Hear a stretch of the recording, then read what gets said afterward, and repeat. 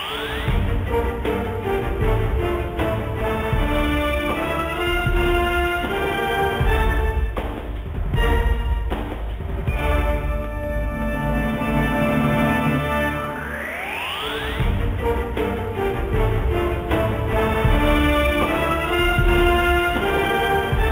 জানাচ্ছি খাতুনগঞ্জ থেকে, সাথে আছে আমি শামীম জাহিদ।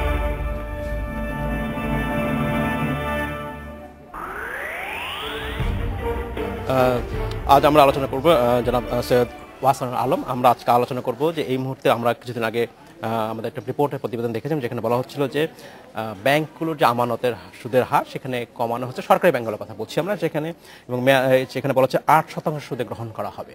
এবং ধরে নেওয়া হচ্ছে যে এর ফলে ব্যাংকগুলো সুদের হার যখন কমাবে তখন হয়তো ইনভেস্টমেন্টে বা বিনিয়োগে একটা ইতিবাচক প্রভাব পড়তে পারে। কিন্তু একই সাথে আবার অনেকেই আশঙ্কা প্রকাশ করছেন যে এর ফলে যেটা হতে পারে অনেক সময় আমানতও সমস্যা যদি না হতে পারে, আপাতত না হলেও কিন্তু যে আমানত এবং লেন্ডিংয়ের উপর যে গ্যাপ স্প্রেড সেটা হয়তো সমাধান হবে। আপনার কি মনে হয় যে ব্যাংকগুলোর কি ব্যাংকের যে সুদের হার সেটা কমানো কি যথেষ্ট, নাকি আরও কিছু আসলে করা উচিত? ধন্যবাদ সম্মানিত উপস্থাপক, আপনাকে এবং আপনার মাধ্যমে আপনাদের কোটি দর্শকে এই আমাদের স্বাধীনতা দিবসের মাসে আমার সালাম এবং সম্মান। আপনি যে প্রশ্নটা করেছেন এটা খুবই, আমি দুইভাবে উত্তর দিব। প্রথম কথা হচ্ছে, দেখেন, ব্যবসা বাণিজ্য বাড়াতে গেলে আপনার কস্ট অফ ক্যাপিটাল কমাতে হবে। জনাব আলম, আমরা চলে যাচ্ছি এই মুহূর্তে বিশেষ আদালতে চলে যাব, যেখানে বিএনপি চেয়ারপারসন খালেদা জিয়ার আইনজীবী জনাব সানাউল্লাহ মিয়া ব্রিফিং করছেন। সৈয়দ আহসানুল আলম, আমরা আবার আলোচনা ফিরে আসি। আমরা কথা বলছিলাম, আপনি বলছিলেন যে ব্যাংকের সুদের হার কমানোর ব্যাপার নিয়ে। জি, তো দেখেন, এই বিজনেস গ্রোথ করতে গেলে জি দেয়ার ইজ নো অল্টারনেটিভ আর যে আপনার কস্ট অফ ক্যাপিটাল কমানো। তো কস্ট অফ ক্যাপিটাল কমানোর জন্য আপনার ব্যাংকের ইন্টারেস্ট সিঙ্গেল ডিজিটে নিয়ে আসা হয়েছে এবং এখন 8% করছে। ইট ইজ ফাইন, আমি মনে করি এটা খুব ভালো।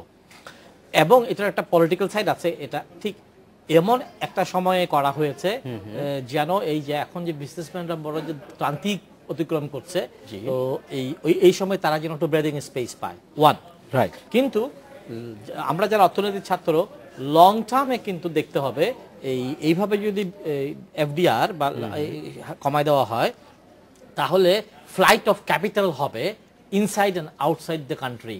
ফ্লাইট অফ ক্যাপিটাল এটা নন প্রোডাক্টিভ সেক্টরে চলে যেতে পারে, আবার প্রপার্টিতে, আবার জায়গাতে। কিন্তু মূল চ্যালেঞ্জটা কিন্তু আসলে ইনভেস্টমেন্ট। আমরা বলছি যে আমরা বলছি এই সময় প্রায় এই মুহূর্তে বাংলাদেশের ব্যাংকগুলোতে প্রায় 1,000 লক্ষ কোটি টাকা অলস অর্থ পড়ে আছে, কিন্তু সেই ইনভেস্ট হচ্ছে না। সেই ইনভেস্টকে আসলে আনতে হলে, সেই টাকাগুলো আমরা ইনভেস্ট যদি আনতে চাই, সেখানে আসলে কি করা উচিত? যেটা আপনার কথার মধ্যেই কিন্তু আপনার প্রশ্নের উত্তর আছে। এই যে অলস টাকা পড়ে আছে, জি, তার মানে ব্যাংকগুলো ল্যান্ডিং করতে পারছে না, দেশে বিজনেসের পরিবেশ নেই, দেশে ইনভেস্টমেন্টের পরিবেশ নেই, দেশে আপনার এই ধরনের পরিবেশ। তো সেই জন্য যেহেতু তারা ইনভেস্ট করতে পারছে না, তারা যদি আরো টাকা বড় করে ফ্রম পিপল, আপনার আমার কাছ থেকে যদি আমানত নেয় এটা হাইয়ার কস্ট, তাহলে তো ওই টাকা তারা বিক্রি করতে পারতেছে না। সেই জন্য সরকার এটা যান বাঁচানোর জন্য করছে। আর ইনভেস্টমেন্টের ক্ষেত্রে আপনার investment friendly environment, political stability, এগুলো আর তাত্ত্বিকতা এখন না বলে, এখন তো আমাদের এখানে যুদ্ধ অবস্থা ইনভেস্টমেন্ট কেন হবে, কিভাবে হবে? সেটাই। ধন্যবাদ জনাব সৈয়দ আহসানুল আলম। আমরা ছোট্ট একটু বিরতি যাচ্ছি, ফিরে এসে কথা বলবো আবার। আমাদের সময় হলো ছোট্ট বিরতি যাবার। তেমনি সব 500W রড এক না, BSRM এক্সট্রিম।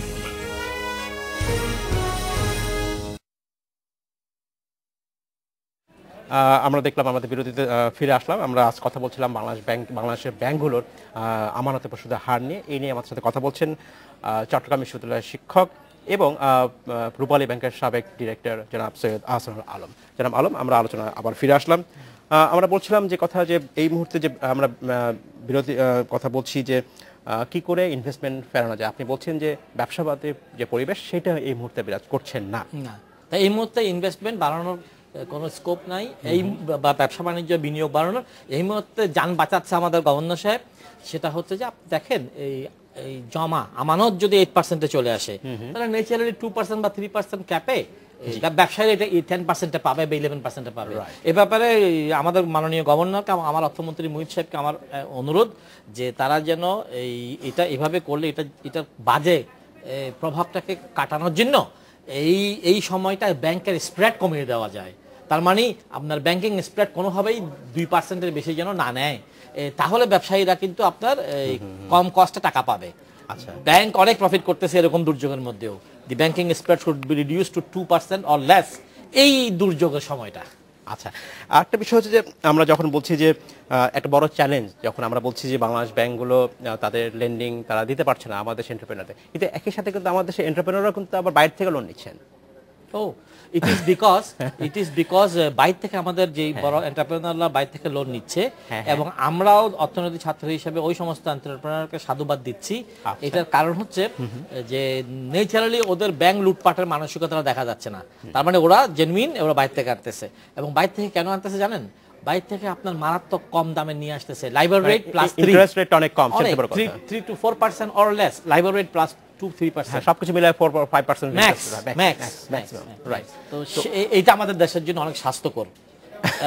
কিন্তু তাহলে আমাদের ব্যাংকগুলোর যে টাকা পড়ে সেটার কি ব্যবহার হবে? ওকে, তাহলে কি ব্যাংকগুলো একটা চ্যালেঞ্জের মুখে পড়ে গেল? এই জায়গায় যেহেতু দেশটা আমার, উন্নয়ন আমার দরকার, ব্যাংকও আমার, কিন্তু যেভাবে আমাদের ব্যাংকগুলো, রাষ্ট্রায়ত্ত ব্যাংকগুলো পলিটিক্যাল লেন্ডিং, লুটপাট, রিশিডিউলিং, রাইট অফের কি বলবো অসুখ আক্রান্ত হয়েছে, এই সমস্ত জিনিসের সুরাহা না হওয়া পর্যন্ত ব্যবসায়ীরা যান বাঁচানোর জন্য বিদেশের দিকে যাবে। আমাদের সময় হলো একটু বিরতি যাবার, আমাদের সাথেই থাকবেন 50 সিরিয়াল।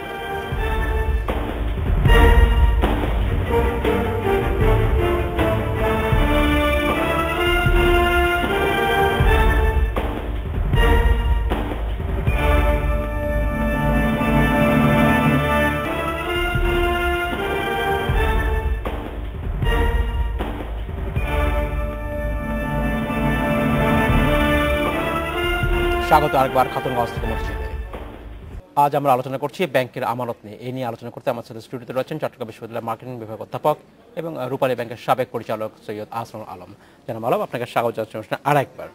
আমরা কথা বলছিলাম বিরতি যাবার আগে, যখন আমরা বলছিলাম যে এই যে ব্যাংকিং ব্যবস্থা যে চ্যালেঞ্জ, আমরা বলছিলাম আমাদের দেশের লেন্ডিং রেট অনেক বেশি, এই অবস্থায় ব্যাংকে অনেক অলস অর্থ পড়ে আছে। আবার একই সাথে আমাদের দেশের যারা এন্টারপ্রেনার আছেন তারা বিদেশ থেকে লোন আনছেন, এদেশে ঋণ নিচ্ছেন। এখন এই যে চ্যালেঞ্জ বাংলাদেশের ব্যাংকগুলোর সামনে, এই চ্যালেঞ্জ মোকাবেলার মতো আসলে অবস্থা কি করে করা যেতে পারে? বাংলাদেশ ব্যাংক ভালোই বুঝে এবং অর্থমন্ত্রীও ভালোই বুঝে যে এখানে একটা সমন্বয়, কনসার্টেড কোঅর্ডিনেশনের প্রয়োজন। যেমন আপনার বিদেশ থেকে যে টাকাটা আসতেছে অল্প ইন্টারেস্টে, লেট ইট কাম, ব্যাংকে টাকা যে পড়ে আছে সেটা একটি কারণ হচ্ছে যে পলিটিক্যাল আনরেস্ট, আরেকটি কারণ কিন্তু এখানে না বলা কথা থেকে যাবে, সেটা হচ্ছে ব্যাংকিং সেক্টরে যে নৈরাজ্য, লুটপাট, বিপর্যয় হয়েছে অনেকটা। আমি যদি খুব অ্যাগ্রেসিভলি না বলিও বলতে হবে যে শিপ ভ্যাসেলের তলাকানা হয়ে গেলে যা হয়, আমাদের বেসিক ব্যাংকের, আমাদের সোনালী ব্যাংকের তলাকানা হয়ে গেছে। তো এখন সরকার কারেক্টিভ মেজার্সও নিয়েছে, সরকার করেছে, চেয়ারম্যান পরিবর্তন করেছে, বোর্ড ভেঙেছে, বোর্ড গড়েছে। এটাও কি লোন ডিসবার্সমেন্টের এক বড় কারণ কি বলে মনে হয় কিনা? এই কারণটা কেন বলি, আমি তো ওদের সঙ্গে জড়িত। ওনারা এসেই দেখতেন যে শিপের তলাকানা, মাননীয় মন্ত্রীকে তলাকানা দেখতে হচ্ছে না, উনি কিন্তু রিপোর্ট পাচ্ছেন 6 মাসে বা 1 মাসে, এটা গভর্নর সাহেব ডেলি বা দেখার সময় পাচ্ছেন না, কিন্তু চেয়ারম্যানরা এসে দেখছে যে শিপের তো তলাকানা, তাকে আগে তলা ঠিক করতে হচ্ছে, তারপরে ওনাকে কাস্টমার বুঝে বুঝে লোন দিতে হচ্ছে। এবং লোন দিতে ভালো কাস্টমারকে ল্যান্ডিং করতে গেলে ভালো কাস্টমার এখন কেউ ল্যান্ডিং নিতে আসতেছে না, because political unrest. So this is a complicated compounded problem. এবং আমি যেটা মনে করি, যেটা আমি মাননীয় মন্ত্রী, আমি অনারেবল মিনিস্টার আপনার দৃষ্টি আকর্ষণ করতেছি, যা হয়েছে ভালো হয়েছে।